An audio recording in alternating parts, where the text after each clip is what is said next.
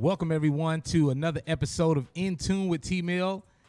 We're on Paradox East Radio. We're on Mixcloud, getting the congregation seated and everybody's getting their place and making sure they're comfortable over on Facebook, YouTube, Twitch. Of course, I've got my crew in the building. We got a very special guest. So you guys make sure you head over to Facebook, YouTube, whatever you like, so you can see the episode. You can tune in, you can share, and all that good stuff. All right, we're going to get the show started here on In Tune with T-Mill on this Sunday afternoon. This is our children episode. Each Sunday, we do an episode about music, edutainment, children, and awareness. So let's get the show started. T-Mill, come out and play. Play it loud.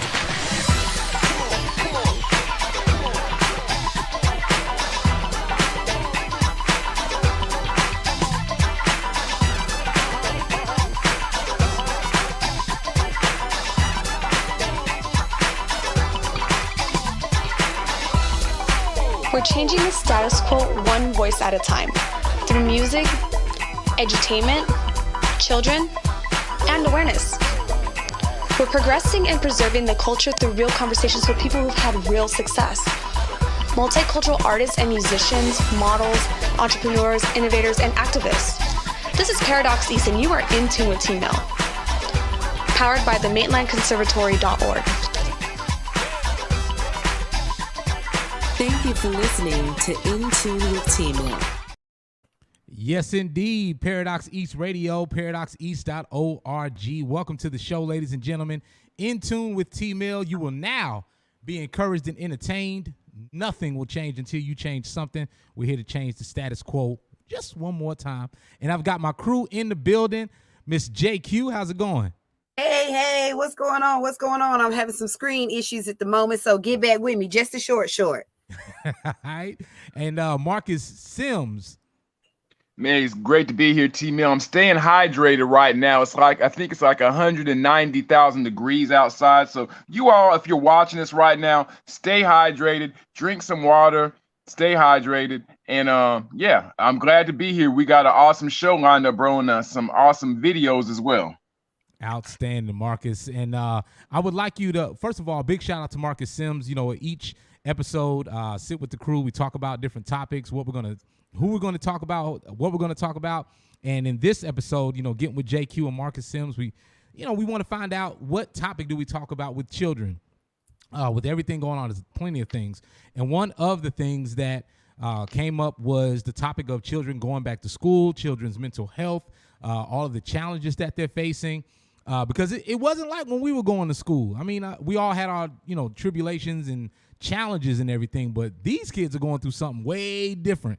So we had to get the consensus together and for our guest today. So Marcus, if you will, please introduce our guest this morning.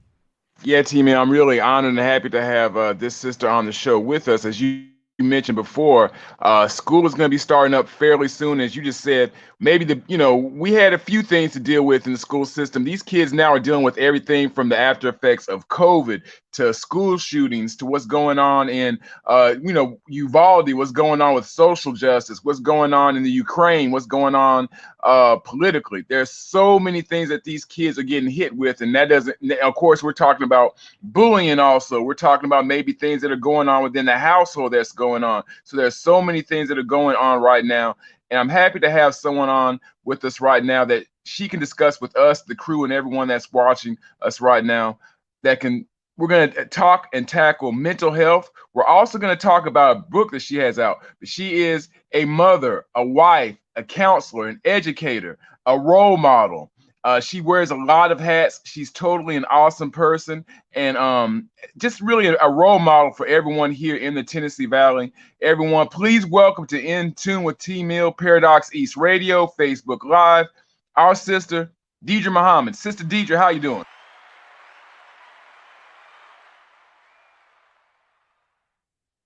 Being willing to tackle such a problem that people really don't want to talk about. But you guys are here bringing it to the forefront, and that's amazing.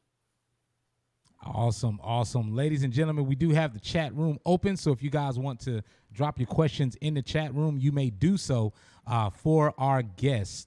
So I'm going to take it around the room for our questions before we get into our first segment. JQ, I'm going to kick the first question off with you. If you can open us up for this conversation and dialogue with our guests. You know, Dedra, I've known you for a long time. It's so exciting to have you on the show today. Welcome. One of the major questions, I want to ask, we have a lot of listeners that are unfamiliar with maybe who you are and where you come from. What makes you qualified to talk about this topic? That's a great question. Number one, JQ, I'm doing a show later to talk about my book. And I was asking Marcus, I was like, okay, I need the questions. Give me the questions, as soon as possible, because it makes me a little nervous. But then when I was approached about talking about mental health, it's like I do this every day. I've been a counselor in the public school system for 20 years. So I encounter students who do suffer from mental health every single day. So what qualifies me, number one, is not just my resume, but my compassion for students. I learn a lot from students and I respect students. So having that degree of respect helps me to understand what they're going through and being willing to listen to them. And I have one other question to follow that up. What is one of the most significant differences in the entire career since you've dealt with children? Has there really been a significant difference in behavior or more evolution in an environment and how we handle things? Are kids still just kids? No, they're not children anymore. I don't even call them kids because of what you're asking me, because any positive connotation that I can attach to our young scholars, I do it. For example, I know I'm off, but I say I don't use the word kids because a kid by definition is a goat. And our children have began to act like goats, act like little animals, not that they are that, because they are sleeping giants. So really and truly, I think that things just evolve. Not that anything is different, but things evolve and then they magnify. So what we're seeing today with our children is what we've always seen, but now they have more access to get themselves into more trouble with what they've already been doing. Very good point. This is what we're here to talk about. And if you're, if the kids are in the building, if the kids are in the room, if the kids are in the car, turn it up, tell them to tune in. They can watch all them videos and all that. By kids, we don't mean goats now. We mean like young adults, female. We don't deal with kids. We deal with young adults. Young adults. We should change our language, though, because words have power. And that's really important. If this is what we're calling them, and that's what they're responding to, then that's what they're acting like. So, maybe we shouldn't even call our children kids, because I definitely don't want no little goats running around. Nobody wants no goats. Ladies and gentlemen, if you have questions, please drop them in the chat room. And if you're watching this on the replay, drop your question in the chat room and we will get it to our guest so she can answer that. If you weren't here live, we'll still get your questions answered. All right, let's get into some music right here on In Tune with T-Mill, playing the best indie music from around the world. And this is from George Riley. She's talking about time. And this is our conversation with Dedra Muhammed, talking about children, talking about going to school, talking about mental health, talking about our young adults. And we'll be back right here on In Tune with T-Mill.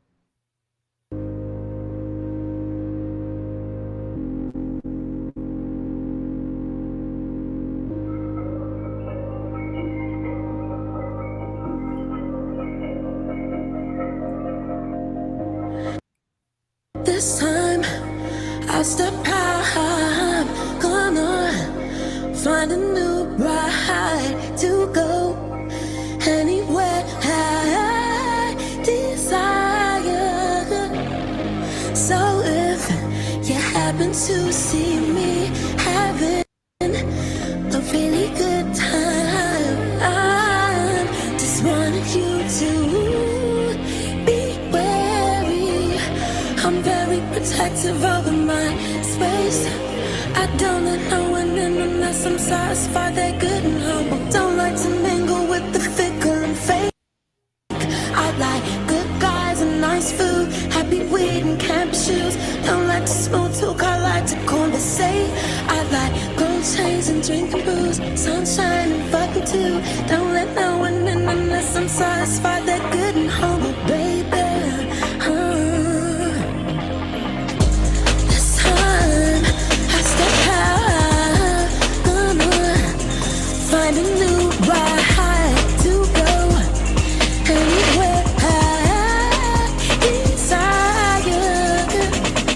So if you happen to see me having a really good time, I just want you to be wary. I'm very protective over my space. I don't let no one in unless I'm satisfied. They're good and humble. Don't like to mingle with the fickle and fake. I like good guys and nice food, happy weed and camp shoes. Don't like to small talk, I like to conversate. Could conversate unless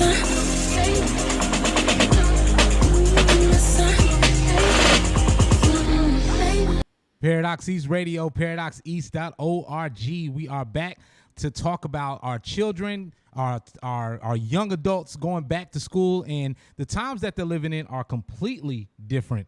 It is not a thing where they are just where it's carefree and it's they don't have to worry about these things, and these are, I mean, traumatizing times that they're living in, and they don't have necessarily all the outlets to talk and to express themselves without being judged.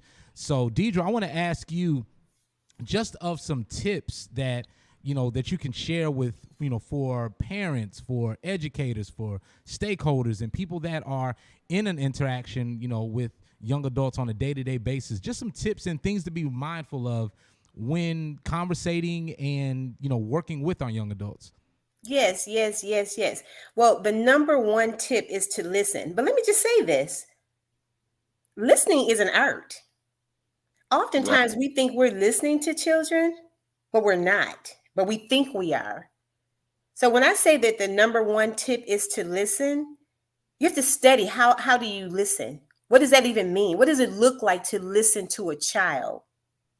Now, the first thing, we're talking about mental health and all the things that the world has changed and what they're going through.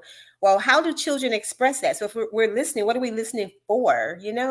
So they're not going to say, like we were talking earlier in the studio, they're not going to say, I'm having a mental health issue. They're going to say something like, bruh, I'm tripping. Like they're saying a lot when they say that. Or they might say in the public school setting, if they're a senior, like, I have senioritis. Meaning that they're really stressed out. Or they might be like, it's real out here. Or I'm trying to keep it 100, like they're trying to express themselves. I say, don't let a child get away with saying anything without hearing them and helping them to understand what they're saying, showing empathy, put away everything. Let them see you turn the cell phone off, so that they know that you are listening with a purpose. Let them see you turn the television all the way down or turn it off. Turn toward them. Provide an atmosphere like, hey, you sound like you have something to talk about. Let's chat, and provide a place for them to actually talk.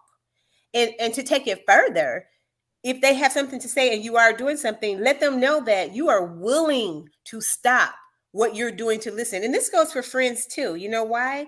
Because when a student is having a problem, the first person they talk with is not a parent, is not a mentor or a counselor, it's to another young person. Wow. Marcus Sims. Wow. Well, once again, it's a privilege and an honor to have Dedra Muhammed joining us on In Tune with T Mill. Of course, DedraMuhammed.com is the website to find out more, not only about her literary works, but also to find out about Sister Dedra herself. Now, two quick questions. I'm from a background of family members who are involved in the education field, great aunts and uncles to cousins to uncles, and a lot of my friends are in the education field. Sister Dedra, my first question real quickly, what inspired you to enter into the education field, probably the most underappreciated job you could have on the planet Earth, other than the guy who changes the grease trap at fast food places? Shout out to the guy that changes the grease trap. Right. Like, I mean, teachers do not get enough love on this planet Earth, and I'll say that across the board, unless you're talking about your sensei or something, you know. But Sister Dedra, what led you into the education field? I really don't know how I got here, to be honest with you. You know, That's a great one. I don't because it was, I didn't grow up saying I want to be a teacher. I had already gotten a degree from the University of Michigan. You know, I was an athlete. I didn't know what I wanted to do. And so my mom, after I got my degree, my mom was like, I mean, I went home and I started waiting tables and I had fun. I didn't, you know, fine. I wanted to live the good life. So my mom was like, well, you're going to need to do something. You're going to need to go back to school, do something. And I resented her for even telling me to go back to school. I was done, you know, after that bachelor's degree. I didn't see the need or the purpose. But so I felt like I was forced to go back to school. So I had to choose something. So I was more interested in psychology, and I wanted to study abnormal psychology. So I did go back to school and I went for counseling. And I had a choice. I could take the route of becoming an administrator, and I knew I didn't want to do that. Or I could be a school counselor. So I chose that path. It was shorter, and I didn't want to be there anyway. And it just made sense. So that's why I went back to school, and then I ended up with a job as a school counselor. Wow. Now, Sister Dedra, also real quickly, things have changed. I know on the college campus, now that we've reopened in a lot of ways, I've dealt with a lot of college kids in what I'm calling a COVID brain, a COVID hangover, a COVID mentality, where the world has changed the past 3+ years since COVID came and really rocked these young people's world. I'm an adult, and it's changed a lot of stuff with my thinking. Have you seen a COVID type hangover or brain or mentality, quote unquote, the past 3+ years? Have you seen that? And talk to us a little bit about that. Yes, and it's interesting because what it has done is it has manifested some of the issues our children are already facing. Because the children have been going to school. Many of them did not want to be in school. Lots of fights breaking out in school. So once COVID hit and the students were allowed to go home and study, they didn't want to come back. It was a split. Half of them wanted to come back. The other half did not want to come back. And disturbingly, the ones who did not want to come back were the ones who were suffering and needed to have that human interaction. So the depression that they were feeling, all of that became more manifest because of COVID. You know, and the things that were going on in their home. It could have been incest, domestic violence. Well, those things intensified for our children because they were stuck at home, or they may have gotten even more used to a dysfunctional lifestyle, because unfortunately, many of our children live in dysfunction at home. Wow. And could you imagine being stuck at home, a team meal, having a barbecue, breakfast, lunch, and dinner all day? Right. I mean, that within itself is an issue worth counseling right there. Because I don't know. That wouldn't be so bad for me. Shoot, get your barbecue on. Give me some of them veggies on the grill, baby. I got you. Veggies, fish, fruit, all that good stuff. That's how we do it, man. You can do way more than just the meat, man. Come on, y'all. Listen, we're talking to Dedra Muhammed about our children going back to school, the mental health, things that they're dealing with, checking in and solutions. We're talking about solutions. We're not talking about problems.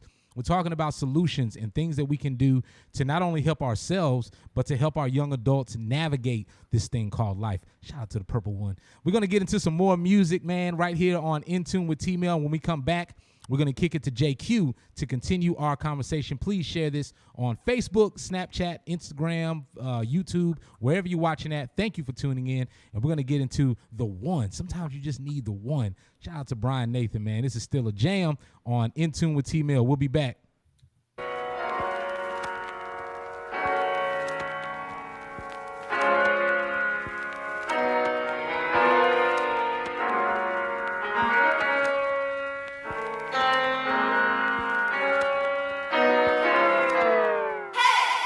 I'm not your ordinary lover. There will never be another. love like me. Soon you'll discover that I'm the one. I can make you feel alright. We can live the first class life. Live the life make you mine. See, I am the one. I want to you. Nothing, baby, I won't do. Make your loving dreams come true. I just wanna make it. I just wanna take it high. Tonight, I know you're here to party. Girl, come here, come with me, let's get it started. I'll put your desire, 'cause I'm the one. I can make you feel alright. We can live the first class life. Live the life make you my one. See, I am the one. I want to you. Nothing, baby, I won't do. Make your loving dreams come true. I just wanna make it. I just wanna take it high. Baby, I am the one. Baby, I am the one. Baby, I am the one. Baby, I'll take you higher. Baby, I am the one. Baby, I am the one. Baby, I am the one. Baby, I want to you. Nothing, baby, I won't do. Make your loving dreams come true. I just wanna make it. I just wanna take it high. I want to you. Nothing, baby, I won't do. Make your loving dreams come true. I just wanna make it. I just wanna take it high.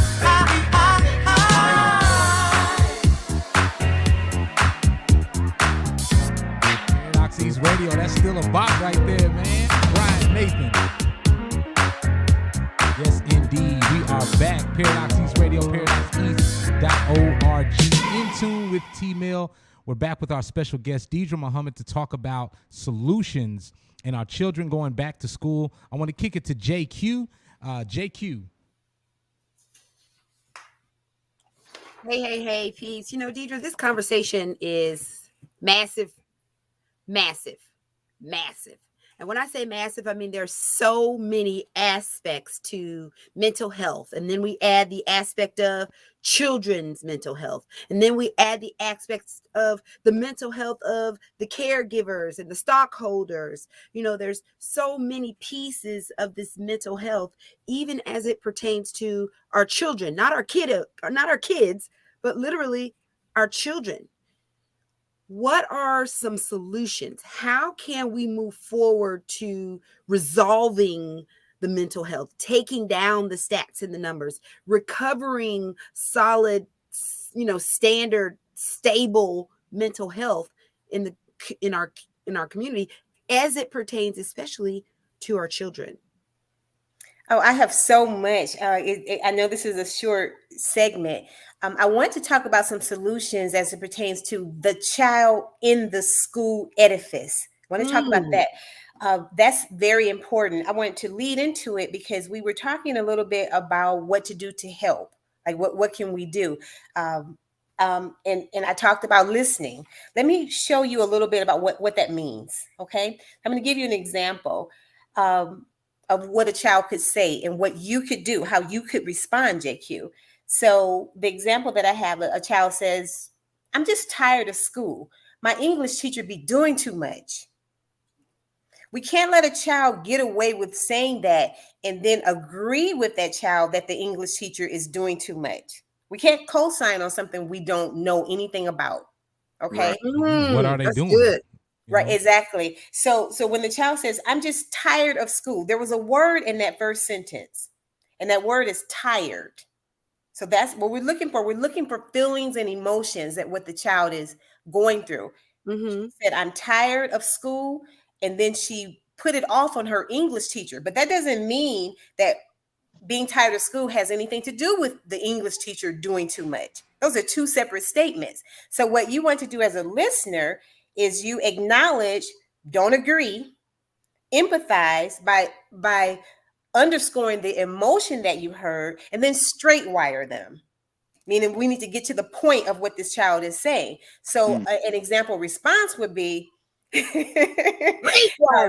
using that tag, hashtag somebody. Listen, I go to my next meeting. The first thing I'm going to say, listen, when we get in here, straight fire it to me. That's right. Basically, if you want to put it in a nutshell, JQ, is getting to the point. What you said, we're going to move away the fluff and get to the point. We're going to listen. We're going to hear them.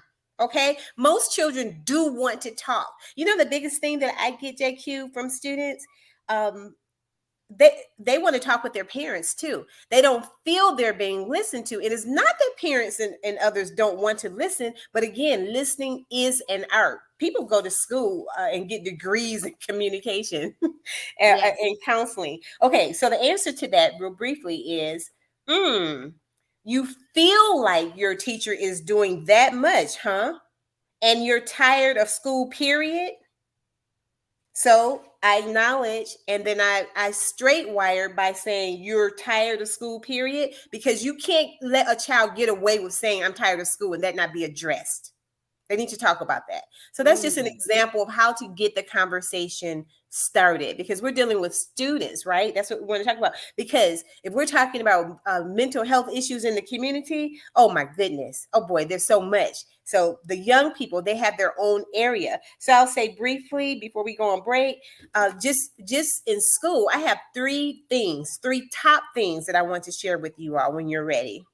Oh, wow. Tell me, I don't know if you have any questions about that. Hit something right quick. I do want to hit that when you were talking about communication. You know, I also feel like we have lost the art or the discipline or the focus on humans, period.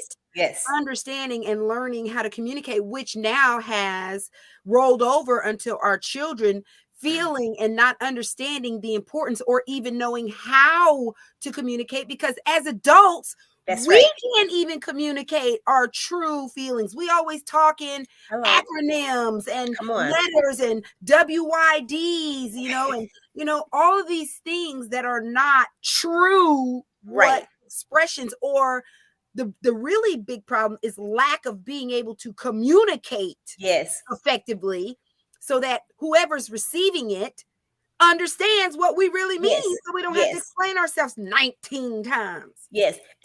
I have to say this. Guess what? This whole conversation, plus the communication component, plus the stress that children go through that leads to mental health, guess what the rationale is for this discussion? All of this, or the lack thereof, leads to violence. Yeah. And Tennis, that's what you mentioned earlier. You talked about violence, school shoot. Somebody said that. I don't remember, but that's what it leads to. Some form of violence when there is a lack of knowing how to communicate. What do we resort to?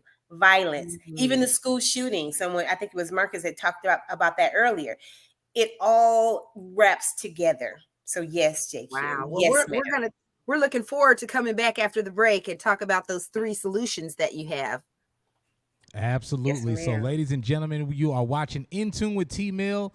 Big shout out to Bo. Big shout out to Karen. You guys are tuning in. Everybody watching on Twitch. Everybody watching on YouTube. And if you're watching this on the replay, drop your questions in the chat room, and we will get it to our guest, Dedra Muhammed, talking about solutions and how to have conversations, how to listen, we hear them, but how do we listen to our young adults? How do we address and make them feel like they're being listened to? Because again, we all know how it feels to talk to someone and you can tell they hear you, but they're not listening. They're hearing you, but they're not listening. So we're talking to Dedra Muhammed, and we're going to talk about her book, and we're going to talk about those 3 solutions when we come back. So keep dropping your questions. I see your mouth moving, but I don't hear you. Was they talking loud and saying nothing? In Tune with T-Mill is powered by the following sponsors. I want you guys to check them out and please shop with them. Please visit them. We couldn't do this show without them to help keep the lights on, to make sure that I got something to put on the grill, to please and make sure that Marcus can keep picking on me about being on the grill. These are our sponsors. We hope to see you at the next Mix Madness right here in Huntsville. And if you don't know what Mix Madness is, let me give you guys just a little glimpse. You know, the DJs coming together for all lovers of music it's a great time, and we hope to see you guys there. We'll be right back. The brims of your fitted hats, chuck the deuces up in the air. Alabama's back. Ladies, adjust your hair and your outfits. This one here's about the jam. You make them out of it. Zach Allen, what does Mix Madness mean to you? The culture. Really the culture, not that, oh yeah, BT saying the culture. No, the real culture.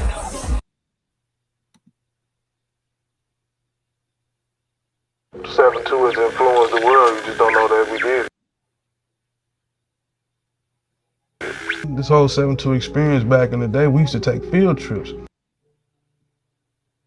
to these places. So I just didn't haphazardly find these places. These were places that we went as kids. You don't hear a lot of kids going to the Jesse Owens Museum, the W.C. Handy Home, to experience that we can equip our children who are here with who they are and what's around them. Alleviate some of that always looking out for inspiration. You're telling your story, you know, and then you're telling the story about people that before your time. And I tell my grandkids and things, stuff that I went through, man, they laugh, they can't believe it. A lot of young boys after, man, I wouldn't have went through that. Yes, you would have. You would have, you have been dead or in jail somewhere.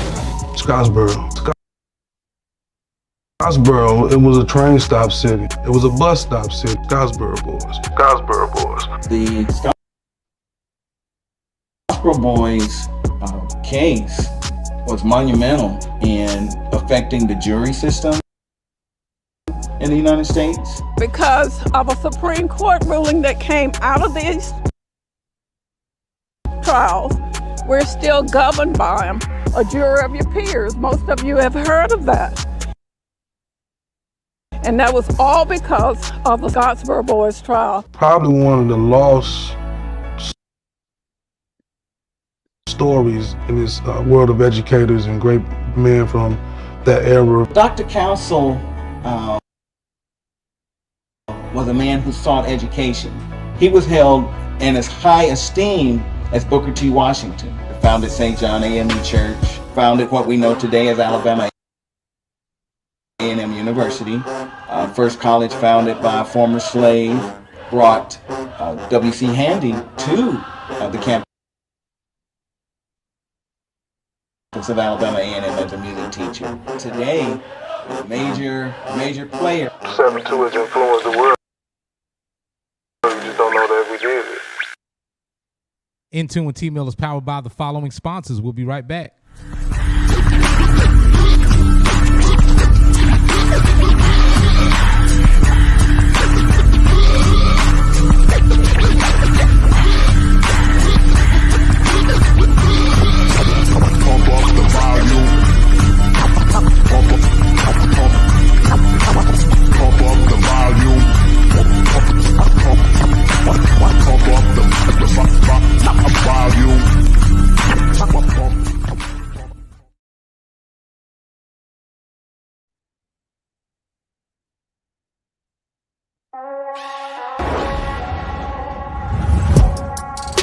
Welcome to Maitland Online, where your dreams meet the skills they need to be successful, where you are no longer just dreaming, but doing.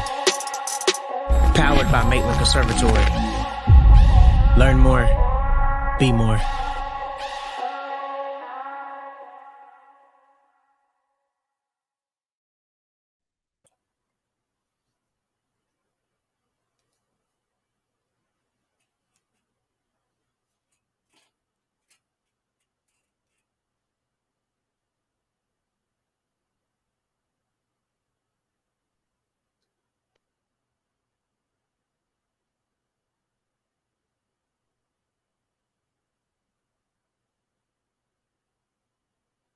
Hello? Oh, let's see. Let's get back in the chat. Make sure we're good. All right. In tune with T-Mill. We are back. Can you guys hear me? Yeah, we can hear you, but there's nothing on the Oh, there we go. All right. Let's get us a chance to get through. Having a little tech. You know what I mean? There we go. We are back again with our special guest, Dedra Muhammed, to talk about solutions. And before we went to our break, we were about to explore some solutions and get back into this conversation. So JQ, pick us up where we left off at. Dedra, we were talking about, and hey, everybody, thanks for jumping in. Let me just do a quick promo right here. We forgot to do our promo, so let's get it in, Tim. We forgot. Hey, if you're listening, you're tuning in, you want to hit the Cash App, Tim, put the Cash App up there while we are talking about this topic. Definitely I'm gonna get that Cash App in there on keep the that screen. Up there, it you is guys. All right, $ in tune with T-Mill. Yeah, that's right. That's right. So guys, say it again, Dedra. You on mute.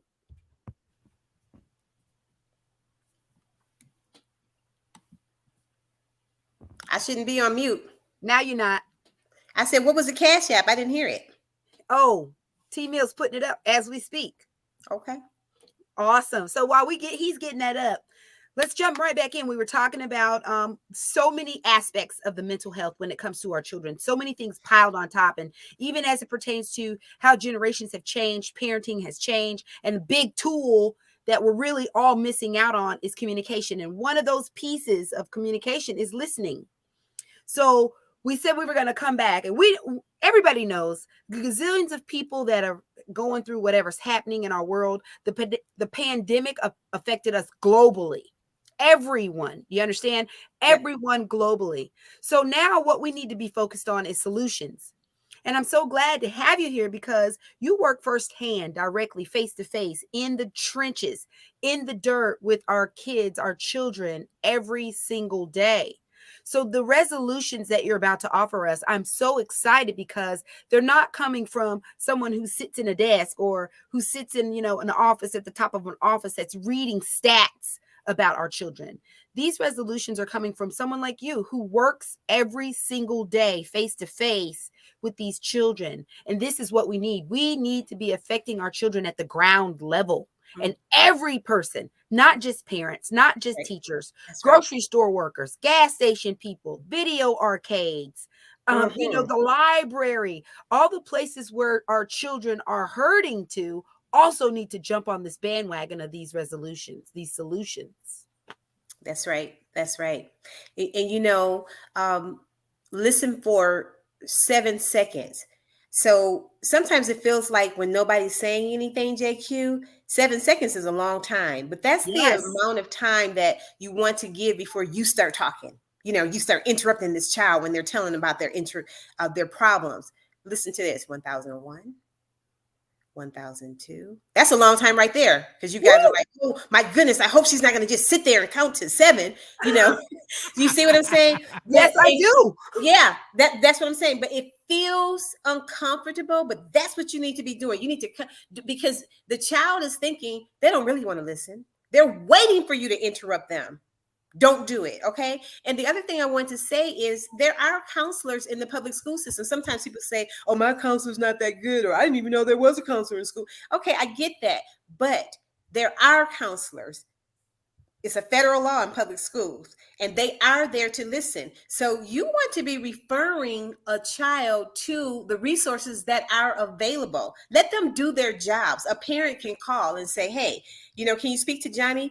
Many of us are closed-mouthed. We think the problems are private, so we don't want to do that. So that's about that stigma that we were talking about earlier. We don't want to face it, so we don't use that as a resource and a solution, getting the child to help. But I strongly recommend that the counselor is not there to get all in the child's business, spreading their business. It's not even like that. So the child should do that. Okay. So that's just by the way. Solution number 1 for the students is get connected. Let me talk about that for a second. With school shootings, it's not the band student or the member of the key club who's going around doing the school shootings. It's the loner. So every child needs to be connected to something. It doesn't even have to be connected to something or a group inside of the school. It's connected, period, and not just to one thing. And the beauty of it is what that child is connected to doesn't have to be what we say. This is an opportunity for the child to explore their self identity, because that's another thing that leads to stressors. When a child doesn't know who they are, they're suffering from self identity. So when you say to a child, okay, you're going to have to join 3 groups, they're upset. No, I don't want to. I don't, whatever. Yeah, you're going to join 3 groups, because now you have all these watchful eyes. You have built-in mentors when a child joins a group, whether it's a church group, I don't care, but some type of group, that child has to be connected. I think that Yes. for sure. I think that's really important, especially when it comes to our community. You know, there are a lot of parents out there that give all the excuses about having our children connect, be a part of community, be a part of a unit or a group, do team stuff. And mostly it's, again, because we don't feel like it. We're tired, which is where our children are getting the same language, establishing the same behavior, because they're mimicking. They're mimicking what we don't even have any expectation for our kids. We ask them too many things. Do you want to play football, Johnny? Do you want to be in the church choir, Christy? Shoot, when I was growing up, there was not a question. My mom and my dad were like, okay, these are the 2 activities that you're going to be involved in. Pick one. And let me talk about that for a second, since you mentioned football, etc. Football is one, and it's good, and I'm glad you brought up that example. And football should be accompanied with maybe 2 more. You know, another thing that I see in the school is that some of our sports children, that's all they know is maybe if it's baseball, and then they don't get a scholarship, and now they're lost because their connection was limited to something that may not take them someplace into the future. Another thing is being connected is also a way to help a child become scholarship ready, because when a child is completing a scholarship application, one of the questions typically is, what have you done? What are you a part of? What have you been a part of? You see. And then the other thing is, when a child is connected, you have more respect for the community and the society in which you live in. So the people who are acting out violently or acting out in school, however it may be, it's often because of a lack of respect for that other person, because you're not connected. You're by yourself, or you're just with your 1 or 2 friends. So yeah. Oh, wow. Well, let's move on. What's number 2? What's the next thing we can do for our children? Number 2 is just as large, and it's get knowledge. Okay, you know what also induces stress? Not knowing what is going on in that school. And I see that every day. The children are not listening to the knowledge. So you're stressed out because you don't have a path. You don't know, you don't even know what's on your transcript. There's students who don't even know how to get a transcript of their grades, and they rely on the school personnel to tell them what's on their transcript and what classes they need to take in the future. The teachers may not even stop teaching when the announcements come on. Well, if we want our children to compete globally, then they need to know what's going on at the local level and how it ties in globally. So if we want to reduce stress, then if a child knows what's going on, now they're free and they're not worried about when they get to school. Okay, well, there's a test, a national test called the ACT or the PSAT. How do you sign? I didn't know anything about that, like a month after it's over, or so the knowledge that they have, and I have to stop when I say the PSAT, because many people don't know about that.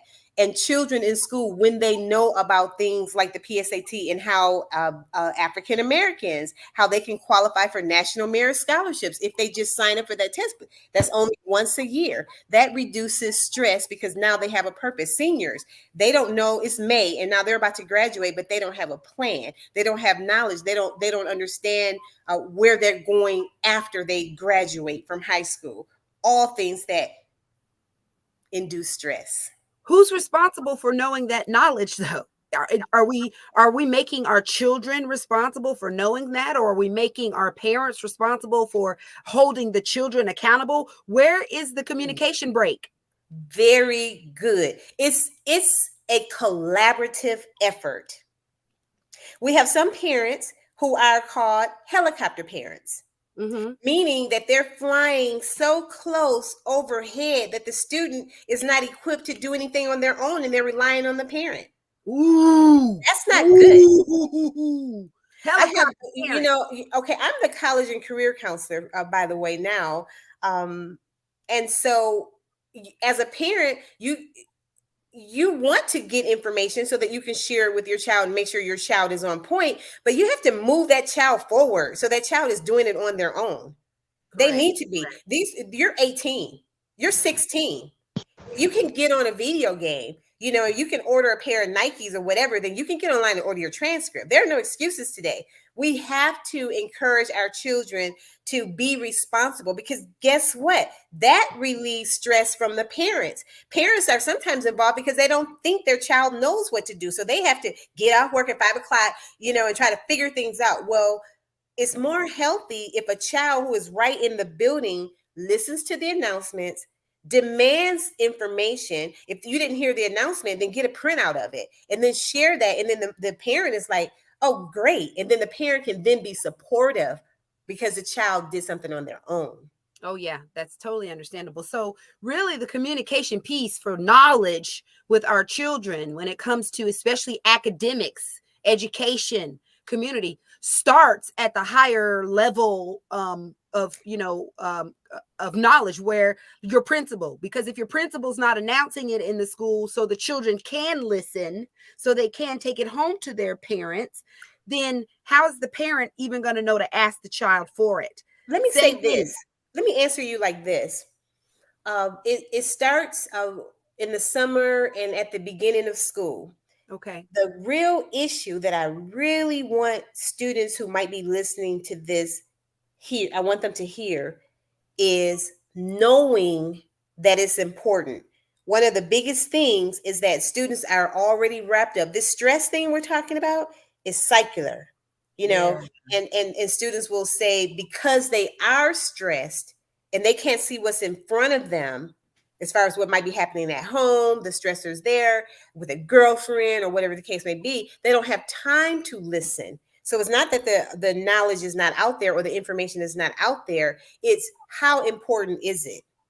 Yeah. I So think students aren't reading. Students don't read their emails. So so when I say get knowledge, and your question was spot on, JQ, when you said who's responsible, the first line of defense is the child. For example, if a child fails a class or fails a test even, who is the first person who is aware of that? The child. Well, Yes. the teacher failed. The child is aware because they know they didn't study. They know going into the test. Oh, they weren't prepared. Understand that. So they're the first line of defense before the parent. The parents, the mom's at work, dad's at work. Mom might not even be in the picture. Mom might even be in jail. I'm just saying, mom might be trying to make it happen. It's really not her responsibility at that point. It's her responsibility to be a support person. So we need that balance there. So the child has to get knowledge and communicate to the stakeholders. Another example, and I don't want to be so harsh. I know I can be harsh, but teachers, they might have 30 students. And so it's not that they don't care, but they have 30 children to be responsible for. You're one child. It is up to you as a child to advocate for yourself. Getting the announcements, that's advocating for yourself as a child. Right. Knowing what's going on. That's why I'm saying to the children who are listeners, to the students, get the knowledge. Spread that knowledge to the people in your circle. Yeah. Build a circle if you don't have that. Connect with your counselor. There are groups that students can connect with that they can get help from their counselor. So knowing what resources are. Yeah. Okay.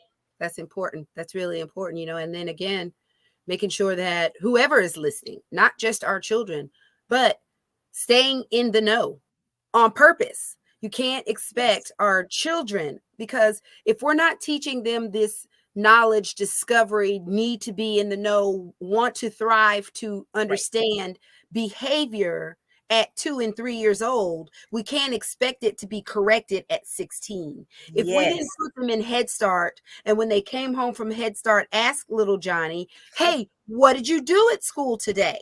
Very good. Then we're not even going to create the behavior for them to want to understand, hey, I got to bring something home to tell my mama. I got to Mhm. pay attention to something because she's going to ask me. That's right. You know, I'm going to see my principal in the hall and she's going to say, what did I say at announcements? So again, you're right. It's collaborative.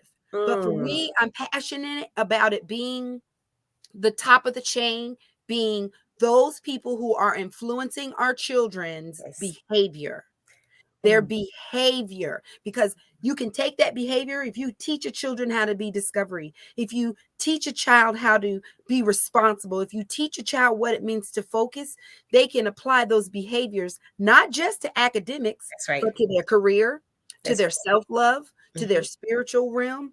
They can apply it into all aspects of their life. Very good. Which is going to make for just a better life, period. But it's behavior. We always tend to talk about mental health or what someone is not doing. But what we're always missing is how do we train behavior? And I know he's gonna take us to a commercial. I can't wait to get back to this discussion. Woo! Well, I wanted to make sure because we mentioned 2, so there's still one more to go. And There's then one before more. we get out of here, we definitely want to talk about the book. So we've got one more point on this. We got to point 1 and 2. So I want us to definitely jump into point number 3 and then talk about the book. Oh man, we can't even talk about the book. I mean, this is hot. You know, because I have to We can answer do it for sure.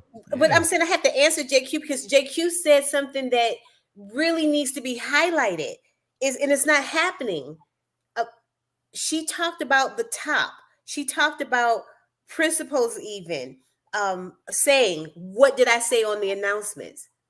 It is a responsibility from the top. And if it's not happening, you can't say that that's happening in every school. Principals are not like that in every school. So that's why the child has to God bless the child who has what?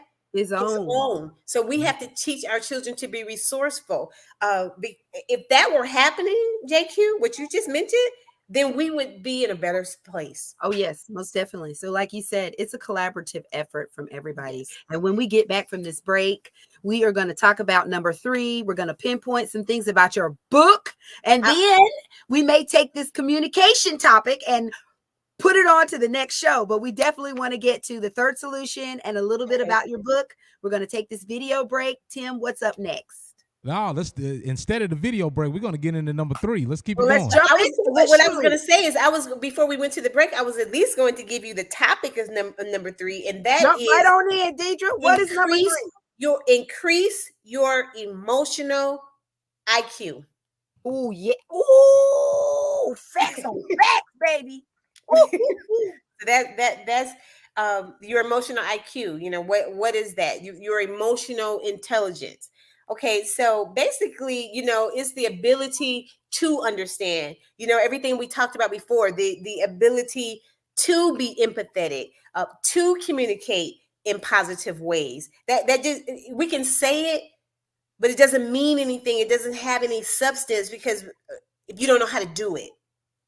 So I have some tips on how to increase one's emotional IQ, because you can have an intelligence quotient, like you can have an IQ of 145 and be considered a genius, but that doesn't get you anywhere. That doesn't mean that you're going to be successful in your social lives and your personal relationships just because you're smart.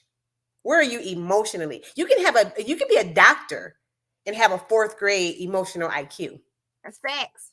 Shoo, baby. It's so funny. The first time I took an emotional IQ on myself, I was like, oh my God, I'm such a crybaby wuss.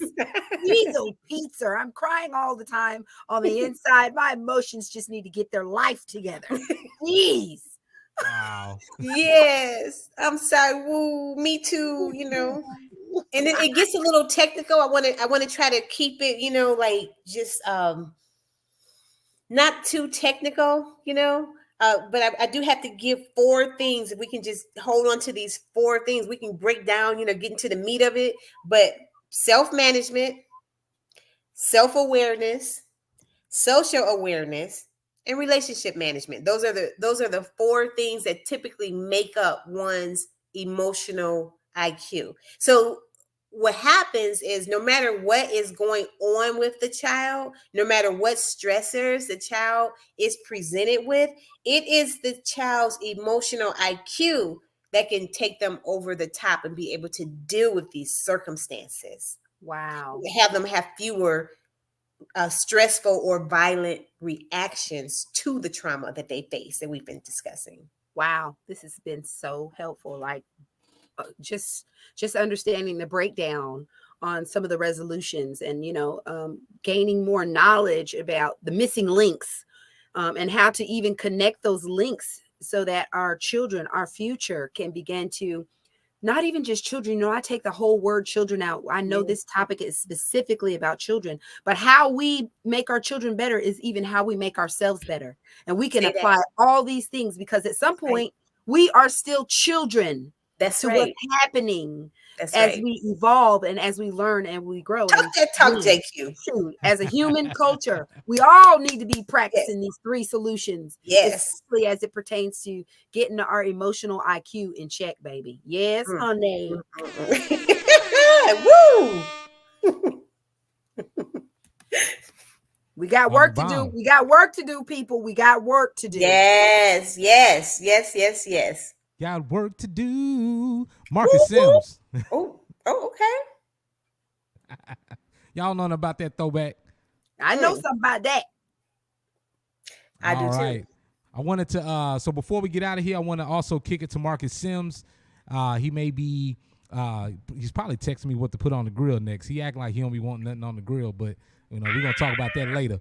Also, I want to make sure, Marcus, are you with us? Oh, yes, I'm here. Before we get out of here, did you have any more questions for our guests? Hey, I know we're wrapping everything up. We want to thank Sister Dedra Muhammed for joining us on this awesome, powerful, informational edition of In Tune with Team Mill. Real quickly, I do want to throw this out there. Sister Dedra, there is no stigma, there is no shame, obviously, in turning to a counselor, someone who, if you're in the school system, correct? There's no shame in that, correct? Correct. Okay, awesome. So now can you tell us a little bit about your new book? I know we've been talking some heavy hitting topics, but can we tell us a little bit about the book and where to get your new book? We want folks to check out your book because you're dealing with some heavy topics in the new book as well. Tell us a little bit about it and where they can get it. It's actually a nice tie-in because everything that we've been talking about is in the book, even though it's guised as the most compelling love story imaginable. It's really a cookbook for human relationships. Ooh, that's so all of these things that need to be doing, we need to be doing.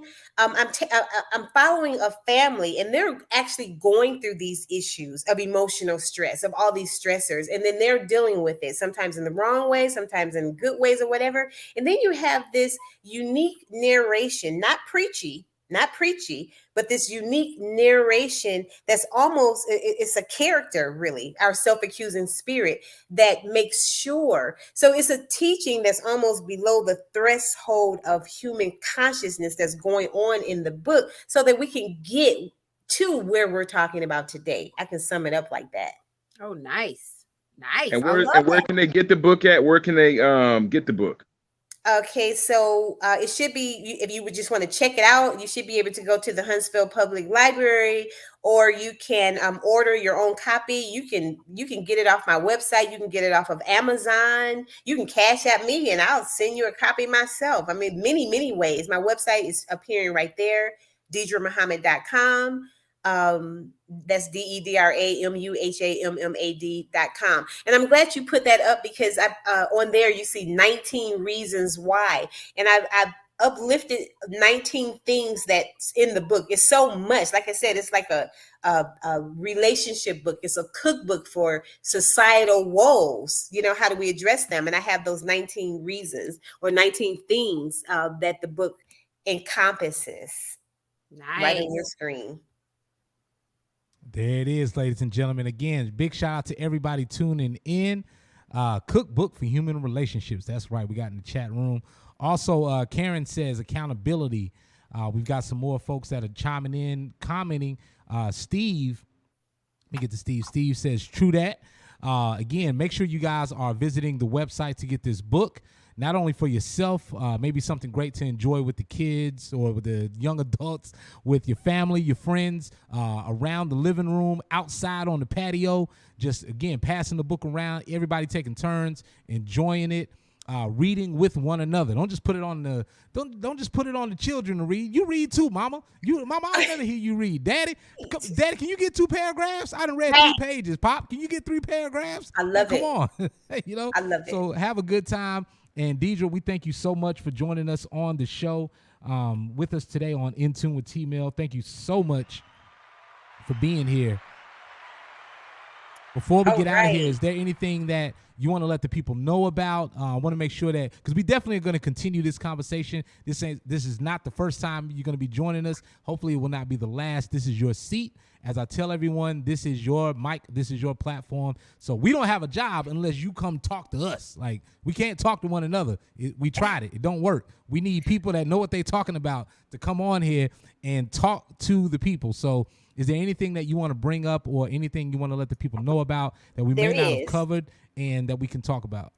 There is, because this was such a short segment, and like JQ said, it's so rich, but we also need to talk about in the future, and I'll put it in writing, but when we were talking about the emotional IQ, just how to build that. I didn't really go into that. You know, there are things that students and the community can be doing to build their emotional IQ. We said that it's easier said than done, but I want to talk in the future, or I'll post it on my website.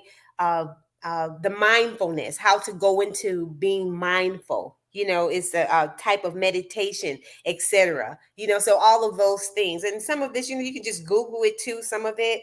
So that just that it's not just a talk. We have to be engaged and learn how to do these things and be purposeful. I think JQ said that. Be purposeful about this. This is not just some chat we're having. It's nice to have this fireside chat, but we need action. And that's all I wanted to say. Facts on action. Time for some action. JQ, anything you want to let the people know about before we get out of here? No, you guys. Hey, listen, I do want to remind you guys to stay cool. The heat index in Alabama and around the world is higher. We are experiencing high heat indexes that we've never experienced before, and climate control is real. Until we can understand and gain more control over the climate, then you need to control yourself by staying cool, because heat strokes are real and they do not care how old you are, how healthy you are, what skin color you are, or what gender you are. Stay cool, Marcus. People. Stay cool. Stop selling quarter waters and Cool Pops with 3 cups of sugar in it. We don't need it no more. You got to stop it, brother. Anything you want to let the people know about before we get out of here? Yeah, just once again, definitely want to encourage everyone to check out Sister Dedra's latest book. Go to DedraMuhammed.com and check it out. Support your local authors, your regional authors, your nationally critically acclaimed authors. This book is definitely one that you want to check out. Maybe before the school year starts, whatever. Add it to your late summer reading list. Check it out. And Sister Dedra, we want to thank you so much for joining us. As T-Mill said, hopefully there could be a part 2 and part 3 of this series, because mental health in the school system now more than ever is so critical. Big ups to all the teachers, the professors, the administrators in the school system. We know it's a heck of a time going on right now, but once again, just salute to you guys so much. And once again, thank you for joining us on this special edition of In Tune with T-Mill. Brother Marcus, people do get a pass, though, I'll say in closing, because people who have done bad things, they're not in hell anymore because it's so hot that Satan was like, you know, it's too many of y'all brothers up in here. Y'all drawing body heat. Y'all got to get up out of here. Right. It's so hot up here. Hell is not even hot no more. Folk trying to go to hell because it's so hot up here. Okay. Yeah. Right. You all find something to stay hydrated or whatever. Or be like me. Don't leave the house till like 11:59 p.m. or something. Right. And please stay hydrated out here in these streets. Marcus, also, quick recap. How was the Art and Soul event? It was real dope. It was real nice. We had at Cliffs Cove in Madison. Of course, all of our events, we do it to raise money and funds for local charities. So it worked out in that end. We had the Howells, Demi and Remy Howell. They hosted, and it was really great, man. You know, it's always good to reinvest in your community. And I think that's one of the cool things since I've been a part of Art. So we've always been able to reinvest and do something uplifting in the community where we live in. So it was real dope. Hopefully those who are watching and listening can check us out on Facebook, Instagram, or whatever. And we'll have some more events coming up later on this year, in fact. So just stay tuned to everything. All right, you guys, again, I'm T-Mill, JQ, Marcus Sims, and on behalf of our special guest, Dedra Muhammed, we're talking about children on this episode. Hopefully you guys learned something. Hopefully you guys have been encouraged, and hopefully you watch this with some of your young adults and you share this with folks that this could be of benefit to, and you catch us on the next episode of In Tune with T-Mill. To take us out, quick word from some of our sponsors, and we'll see you on the next episode of In Tune with T-Mill. Support for In Tune with T-Mill comes from the Melanin Pride magazine and merchandise, where representation matters. The Melanin Pride is a publishing outlet based out of Alabama for Black-owned and minority businesses worldwide. The Melanin Pride magazine is a place where Black and brown entrepreneurs can showcase their talents, business, and organizations around the world. More information available at themelaninpride.com.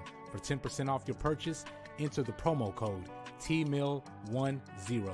That's TMILL10. In Tune with T-Mill is powered by the Maitland Conservatory, a modern arts education entity designed to give students hands-on training and experience in areas such as music production, contemporary instrument training, vocal coaching, songwriting, music business, music engineering, and much more. Now offering interactive virtual lessons. More information at themaitlandconservatory.org. It's showtime, everybody! Showtime! What up, party people? It's about that time. Kaz 31st birthday party. Hold up. It's Kaz 90s throwback birthday party, hosted by Jay, the Misfit, and Paradox East Radio, with DJ performances and much more. Friday, August 19th, from 8 p.m. till midnight at Sincere Event Studio, 2107 Meridian Street, Huntsville, Alabama. It's Kaz 90s throwback birthday party. And you better bring a gift for the birthday girl, or you might not get in.